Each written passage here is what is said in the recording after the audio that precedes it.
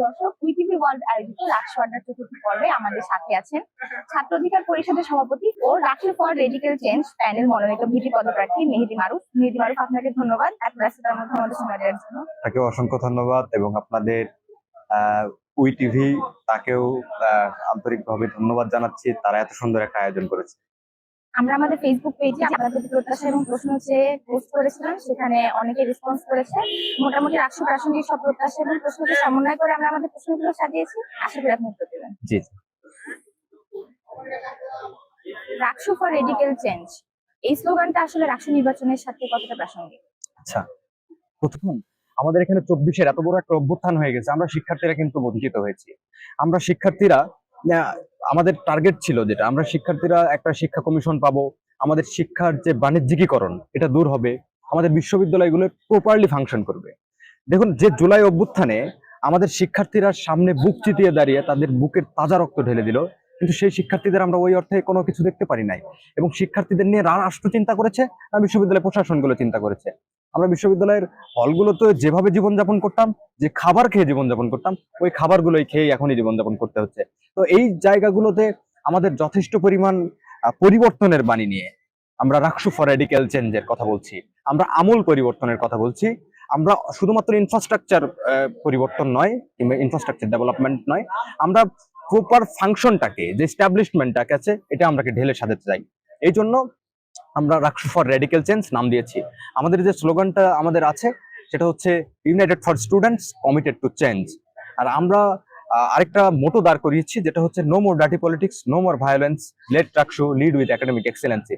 আপনারা আমাদের স্লোগানটা, মোটোটা যদি লক্ষ্য করেন, আমরা প্রথমেই সবচেয়ে গুরুত্ব দিয়েছি একাডেমিক এক্সেলেন্সিকে। আমাদের ডিপার্টমেন্টগুলোতে বিভিন্ন সমস্যাগুলো বিরাজ করে, তো সেই জায়গা থেকে আমাদের একাডেমিক উৎকর্ষতা রাকসুর মাধ্যমে কিভাবে আমরা সামনে বাস্তবায়ন করতে পারি, আমরা এটা নিয়ে কাজ করব।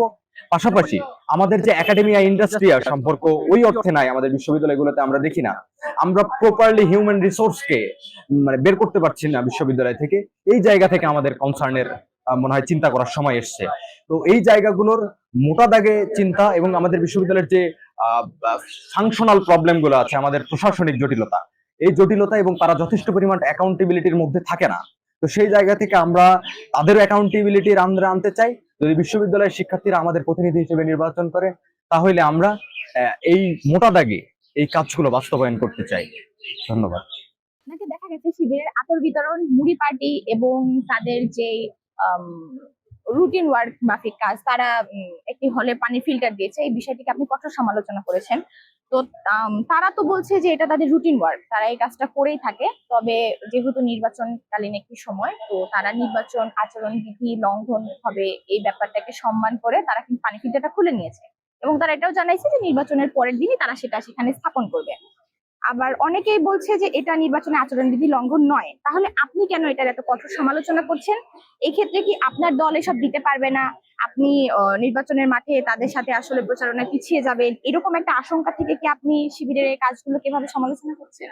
আচ্ছা, আপনাকে ধন্যবাদ। আপনি একটা ইন্টারেস্টিং কথা বলেছেন এবং এটা আমাদের খুবই রিলেভেন্ট বর্তমান রাকসু ইলেকশনকে কেন্দ্র করে। আপনি দেখুন, ছাত্র শিবির আমাদের বন্ধুপ্রতিম ছাত্র সংগঠন, তাদের প্রতি আমার ওই অর্থে কোনো অভিযোগ নাই, কিন্তু নির্বাচন পরিচালনার জন্য যে লেভেল প্লেইং ফিল্ড প্রয়োজন, সেই লেভেল প্লেইং ফিল্ড তো এটা কি অনেক অংশে হ্যাম্পার করে। আপনি দেখছেন যে তারা আতর বিনিময় করছে, তারা শিক্ষার্থীদের বিতরণ করছে, তারপর পানির ফিল্টার দিচ্ছে, তারপরে বিভিন্ন ভাবে শিক্ষার্থীদের বিরিয়ানি খাওয়ানো হচ্ছে হলে হলে।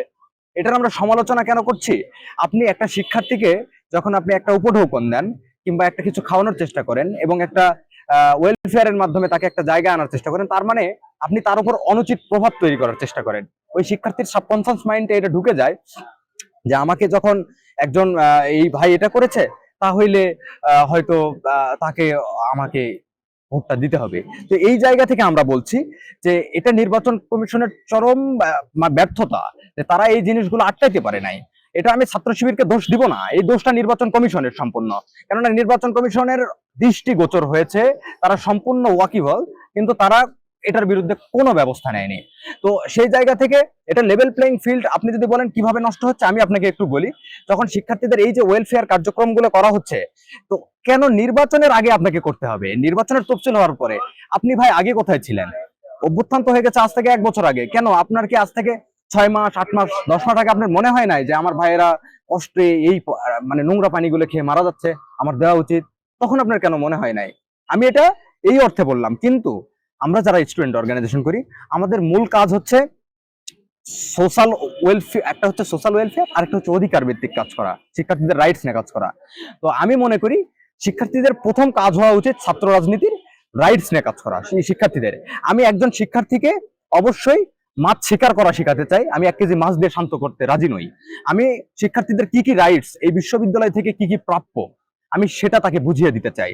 একজন বিশ্ববিদ্যালয়ের শিক্ষার্থী একজন এই দেশে নাগরিক হওয়ার জন্য কি কি মৌলিক অধিকার সে পেতে পারে, সেই মৌলিক অধিকার রাষ্ট্র থেকে আমি নিশ্চিত করে দিতে চাই।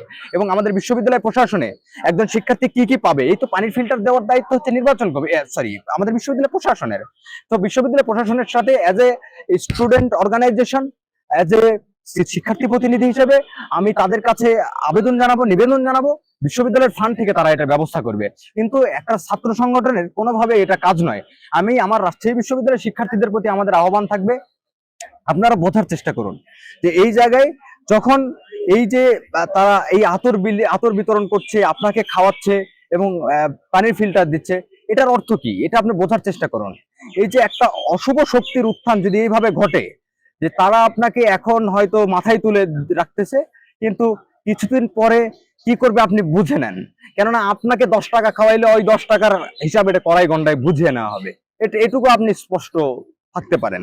তবে আপনি যদি আমার সংগঠনের কথা বলেন, আমার সংগঠনের যে আমার ওই অর্থে এটা করার অর্থ নাই, কিংবা এনে সত্যিকার অর্থে আমার অর্থ নাই, আমি এটা করতে পারবো না। আমি শিক্ষার্থীদের নিয়ে অধিকার ভিত্তিক কাজ করি, আমার যতটুকু সক্ষমতা আছে আমি সেই সক্ষমতা নিয়ে বিশ্ববিদ্যালয় প্রশাসন কে চাপ দিয়ে আমি কড়াই গন্ডায় শিক্ষার্থীদের অধিকার আদায় করে নিব, আমি এই জায়গায় বদ্ধপরিকর। কিন্তু শিক্ষার্থীদের ওই যে আমি আপনাকে বললাম, আমি একদিনের জন্য কাউকে মাছ দিয়ে শান্ত করতে চাই না, আমি একজন শিক্ষার্থীকে মাছ শিকার করা শিখাইতে চাই, এবং সে বিশ্ববিদ্যালয় থেকে যেন নিজের রাইটসটা বুঝে নিতে পারে। আমি এই জায়গায় কনসার্ন নিয়ে আছি। আপনাকে অসংখ্য ধন্যবাদ, এবং আপনার ওই টিভির সকল দর্শক শ্রোতা এবং কলাকুশলী এবং আপনি উপস্থাপক, আপনাকেও আন্তরিকভাবে ধন্যবাদ ও কৃতজ্ঞতা জানাচ্ছি।